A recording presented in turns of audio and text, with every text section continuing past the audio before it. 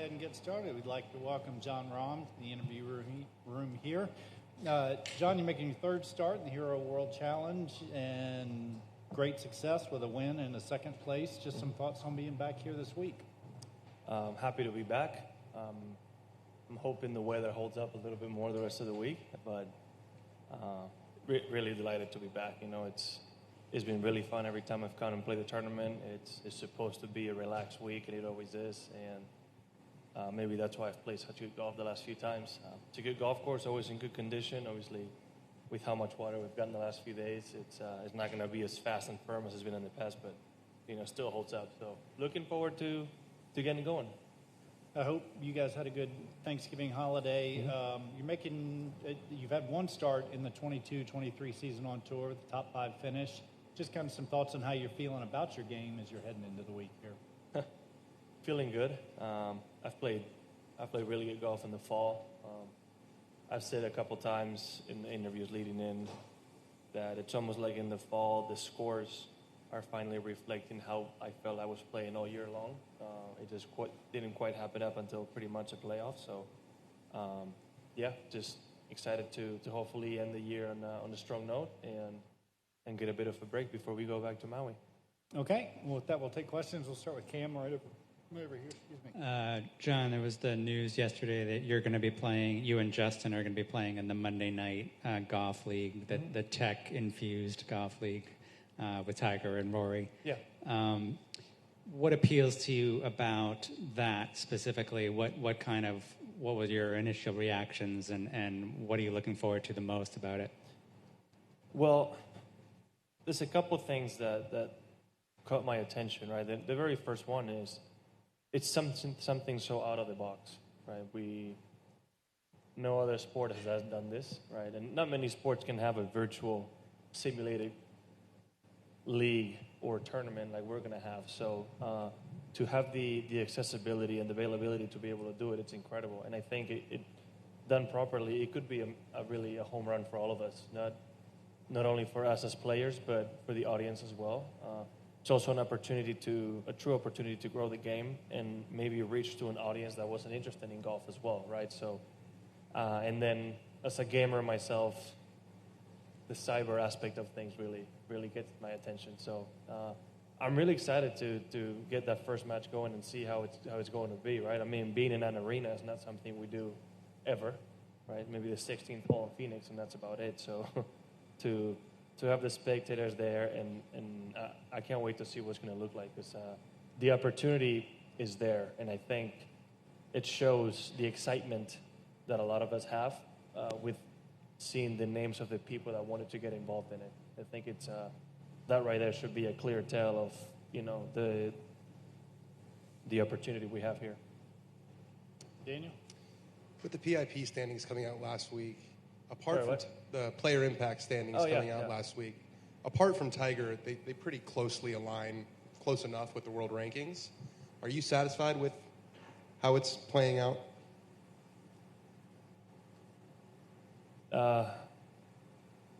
Yeah, I mean, I don't know what to respond to that. I mean, I'm not surprised I was in 5th place. Pretty much to be expected. It's not something I spend much time thinking about, right? I'm not going to change how I operate day to day to go any higher or lower on the PIP. That's just not who I am. I'm here to win golf tournaments, and I'm not going to be doing anything extra to change that. So I know in the social media aspect of things, I might be a little or quite a bit behind a lot of people, but if you play good golf, things usually take care of themselves. Right. It seems like the initial messaging was sort of that it was more social media, that was going to be more important than it actually is. Yeah, I mean, it's hard to say, because if you're talking about impact, it's hard to not have Hideki in the top 5, because he's a massive name in Asia, right? So it's just hard in what the criteria is and how you look at it and how you use it. So I'm not nearly smart enough to figure that out. That's why there's people that they use. But because of how hard it can be to understand and to make a proper program, I don't really, like I said, if you play good golf, it usually takes care of itself. And Rory, JT, myself, Jordan, we've all played good golf this year, right? Plus, if you think about it, the longer career you have, the more likely that your name is going to be known, right? So it's almost the more you're on tour, and if you keep playing good golf for a long time, that's, you know, you will be on that list eventually. Okay, we'll go Shed, and then if you'd pass it to the front and back, and then we'll go back here and over here. I shall. John, scheduling question for next year. Are you starting at Kapalua? Have you figured out kind of how the elevated events and everything, how you're going to set up your schedule to? I could tell you my whole schedule right now. I'm not going to, but I already know my schedule. Yeah. Okay, and you're comfortable with how it's going to? Ask him. Yeah, ask Jeff. But you're comfortable with the amount of time that you're going to be spending? It doesn't change much of what I do already. Okay. It really doesn't. I've said that before. I just need to adjust what tournaments I play, a couple of them. Like, I haven't played Hilton Head and Travelers in the past. But, you know, because of certain reasons, I will play. I'm glad to play. And it just changes the schedule a little bit. But if you look at my years in the past, it doesn't change the amount of weeks I play at all. So I played 19 tournaments last year from Kapalua till Tournament of Champions. And it's going to be the same this year. Because then I play European Tour on the fall. So... again, it won't change.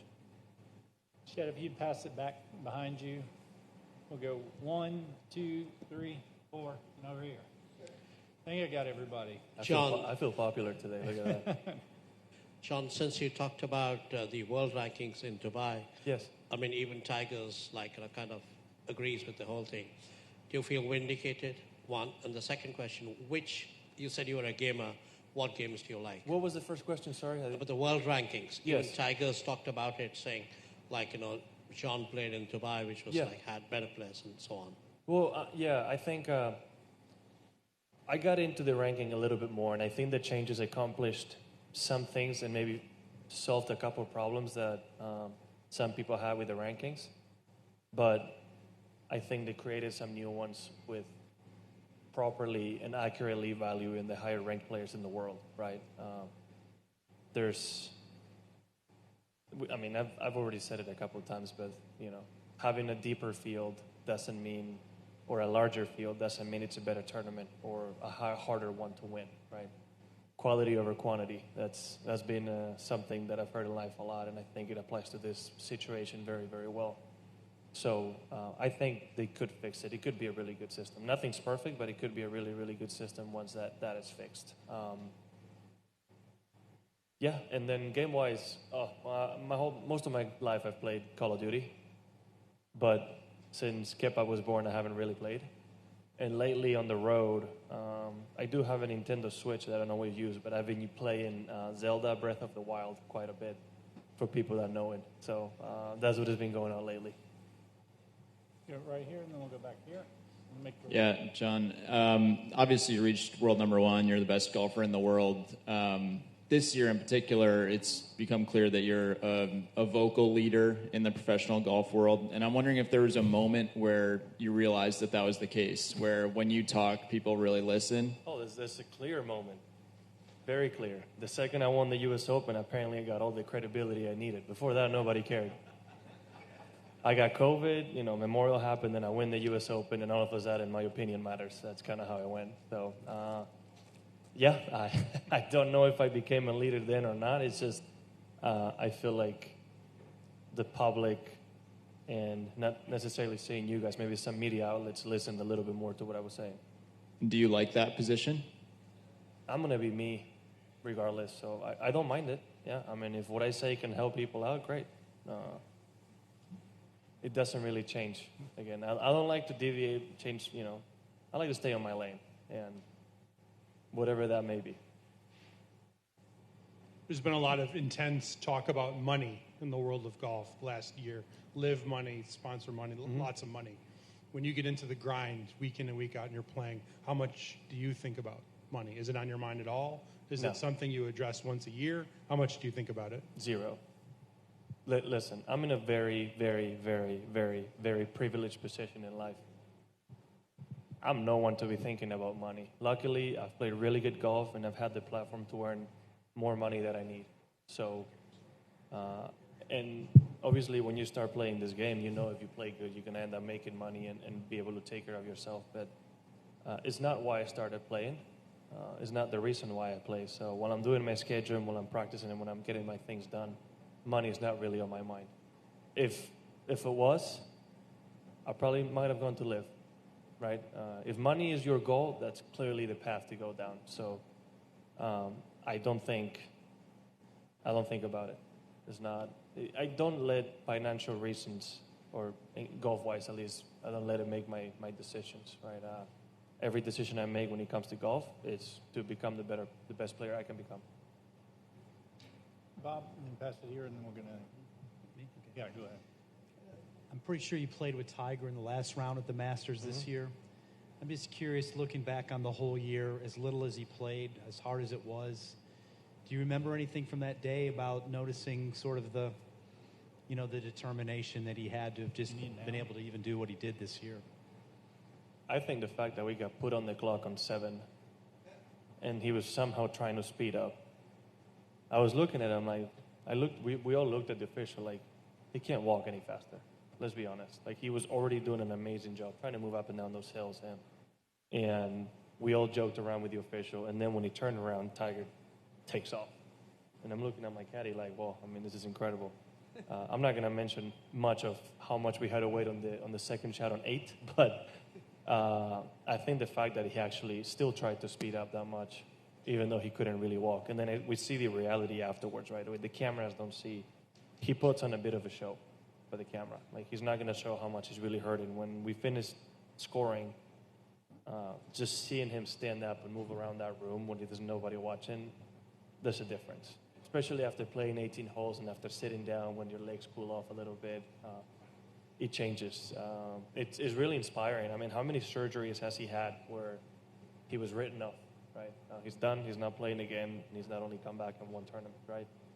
It seems right now that we might be reaching that point, but I don't put anything past him. Like, he's surprised me before and surprised a lot of people before, so I'm hoping he can keep playing and can contend again, especially in major championships. But that Sunday is going to be a fun one to remember.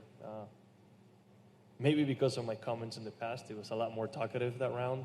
I don't know if he was just trying to prove a point to me or not, but he was a little bit more talkative, and he shared a lot of great stories, a lot of personal stories. I asked him a little bit about golf and parenting, and he was very receptive. What is it? What was the word? He was very open about it. And very respectful about it as well. So it was great. It was great. It'll be around. I'll remember for a long time. Okay, I'm coming back to you. Go ahead, please. A quick one on the money, and I appreciate where you stand on it and everything. But you won $400,000 your first tournament as a pro. Did that register with you? I don't think it did. No. I'm still mad. I bogeyed 17 and then birdie 18 to not win. So. Yeah, I was asked when that round finished, like, John, you could have made par and finished second for $700,000, and my answer was almost, I don't freaking care, right? Because again, I played to win, and that was the position I was at. Was there any? Did you early on anyway in your career? Was there any differentiating between guaranteed money from contracts, what have you, and what you actually earned on the golf course? Did you? What? Sorry. I couldn't quite hear you clearly. That's okay. Early on, when you were starting, did you draw a difference between, at least in your own head, whatever money you had from contracts, with whatever money you actually earned on the golf course, or was it none of it mattered? I didn't really think about it. No, listen. As an amateur, I played good enough to earn the opportunities I had to play in tour events, and I proved myself. Right, so when I was turning pro, I had really, really good deals from certain brands to where money wasn't an issue. And I know a lot of people turn pro and money is an issue. That wasn't my case. So, like I said earlier, I wasn't thinking about it. Right, my goal on those events was, when I turned pro, to hopefully win one of those 6 to get into the playoffs. That's what I was thinking. And worst case scenario, if I didn't win, earn my tour card, which I did. At that point, I already earned more money than my college mind could comprehend. I definitely can say there was a difference in between them before. At that point, I knew I could go to Chipotle and order extra wok if I wanted to, and not feel guilty about it. We've got to stick the last three right here. 1, 2, and then Adam in the back. Hey, John. With regard to Liv and Phil Mickelson, he obviously took a lot of criticism from a number of the players on the PGA Tour that stayed for his stance and being the face of Liv and whatnot. But is it inaccurate to say that him shaking the PGA Tour tree to some degree hasn't made a lot of players on the tour a lot more money as things have shaken out with the elevated events and et cetera, the more money that's come in? I mean, I think on this side of things, we should be thankful that Liv happened. I don't know if those changes would have happened if Liv wasn't in the picture. So to an extent, yeah, we should be thankful. What was your reaction? I know you have a unique relationship because you've got a really good relationship with him over the years. What was your reaction when you heard a lot of your PGA Tour colleagues last year lashing out at him pretty aggressively? Well, listen, you're entitled to your own opinion. And it's not my place to judge what you think and where you're coming from, right? Phil is my friend, and I'm going to treat him as such. But, right? I understand why people think the way why people thought certain things. I may agree with it or not, but it's not my place to tell them what to say and what not to say, obviously. So, yeah, I mean, some things I agree with, some things I didn't agree with. Thank you. Okay, last two right here, and then we'll finish with Adam in the back. Nope, back one more row there. John, sorry, you've always been very passionate about the game. When you do sit down at the end of this season and reflect on this year, is it going to be a good year for the game or a bad year for the game, given fractured relationships? Oh, for the game of golf? Not my game? No, I generally. don't usually think about everybody else, but I try to. I don't think it was a bad year for golf. Yes, there is there's certain division, but I think we're moving forward. I think the fans are getting, however you want to look at it, on one side or the other, you're getting a different product, right? So change can always be exciting. And like I said, on this side, a lot of the changes we owe to the appearance of Liv. So I don't think it's a bad thing. I just hope the negative, let's say, feel that this whole thing has, right, the animosity goes away. I don't think there needs to be a lawsuit. I don't think each side needs to be saying anything negative about each other, right? If you want to try to coexist, and Liv can do their thing, and the PGA Tour can do their thing. But, I just don't see the whole point of them saying something bad and then the PGA Tour responding in a way. When I mean them, it can be players, it can be Greg Norman, it can be anybody that's on that side, same as here, right? So that to me is just a bit of a waste of time, right? It's just exactly. I mean, they're going to do whatever they want, and on this side, we're going to do whatever we want. So at the end of the day, I think the fans are coming out on top. Okay, we'll finish up with Adam. Circling back to your schedule, are you going to, you say you know exactly what it's going to be, are you going to fulfill what the PGA Tour and Ryder Cup, DP World Tour, what you need to do? Is that part of your plan? Oh yeah, 100%. Yeah. Okay. That's why I won't be playing, as in right now I don't play to play PGA Tour events in the fall, so I can fulfill my European Tour commitments and play what I need to play over there. I plan to stay a member of both tours, for sure.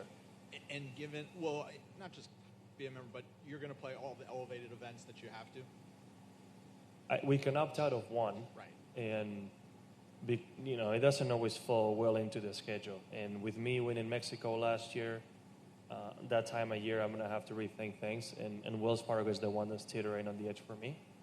I may or may not play that one. That's the only one. Every other one I'll play. But when you say that money doesn't really matter, would you would forego the PIP money that you would earn because you'd rather have the flexibility? Sorry, what? I can't. Would you forego? Can you get it closer to your mouth? Sorry. There you go. Would you forego the flexibility? Would you forego the PIP money to have the flexibility to skip some of those elevated events? No, I mean, I want to play against the best players in the world, right? And listen, I'm saying I'm not playing for money. I'm also not stupid, okay? if I've earned it and all I have to do is play maybe 2 or 3 events I haven't played before for $20 million, yeah, I might make the effort and do it. It's an added motivation, but I'm not going to be, giving away millions of dollars just because I don't want to play 1 or 2 events. Again, it doesn't really change my schedule that much. If it was a massive change to where I'm, it would be a big change in my career or in my year, yeah, but it really isn't. So, but again, it is our choice. You can choose to do it and you can choose not to do it. So if somebody doesn't want to do it, then you just don't play and you acknowledge that when you won't be getting a percentage of it. That's it. And Jon, how do you look at this year, a year where you weren't able to win a major, but had certainly a good amount of success, but lost world number 1. How do you summarize it? Listen, it's not a bad year. I've won 3 times worldwide, and my percentage of top 10s has stayed close to 50%. So I guess compared to my last few years, you can categorize it as bad, but it really isn't, right? And I would have had to play a heck of a year to maintain the number 1 with the way some other players have played. And it is what it is. I mean, it's not easy to get there. Is it a bad year? No. Could it have been better? Yes. And I think the only thing I would be thinking about to be better is my major championship performances being better. I made the cuts, yes, but in 3 of them I was non-existent in the weekend. And I really don't like that. So to be in contention on those Sundays is where you want to be and competing for wins. It's not easy to win them, but kind of like I did last year, right? Last year I was up there in all of them. So I will, that'll be the one thing, the one negative from the year that I'll be thinking of. Okay. All right. Thank you, Jon. Thank you.